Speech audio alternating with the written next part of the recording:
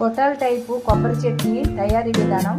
చిన్న చిన్నగా ముక్కలు కట్ చేసుకున్న కొబ్బరి ముక్కలు 1 కప్పు ముందుగా నానబెట్టుకోవాలి. 1 అవర్ ముందు ఈ దాల్ పప్పుని నానబెట్టిన తర్వాత ఈ చట్నీ చేసుకుంటే హోటల్ టైప్ టేస్ట్ వస్తుంది. చాలామంది పప్పుని మామూలుగా వేసి రుబ్బేస్తారు, అలా కాదు. గంట ముందు ఈ పప్పు నానబెట్టుకొని ఇలా మెత్తగా అవ్వాలి.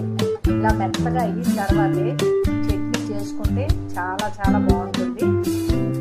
కొన్ని పచ్చిమిర్చి, కొన్ని కరివేపాకు రెమ్మలు. ఇప్పుడు తయారీ విధానం చూద్దాం.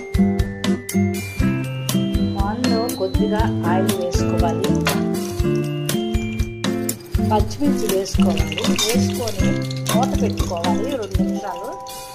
మూత తీసి ఉంచినండి వేస్తాయి పచ్చిమిర్చి. మూత పెట్టి మగ్గించుకోవాలి 2 నిమిషాలు. పచ్చిమిరపకాయలు మగ్గిపోయి కొబ్బరి ముక్కలు ఇప్పుడు వేసుకోవాలి.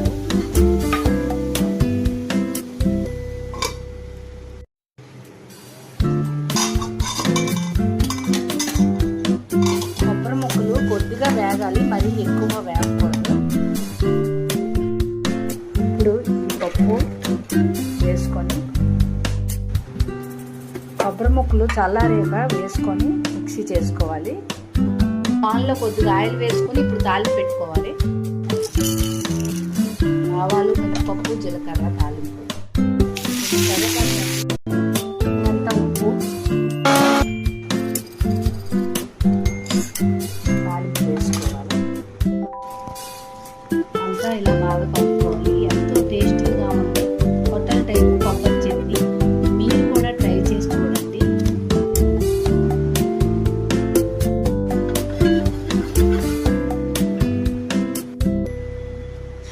ఇప్పుడు పెసరట్టు, హోటల్ టైప్ పెసరట్టు రుబ్బు ఎలా చేసుకోవాలో నెక్స్ట్ వీడియోలో మీకు చూపిస్తాను. ఇప్పుడు ఇలా రోస్ట్ అవ్వాలి.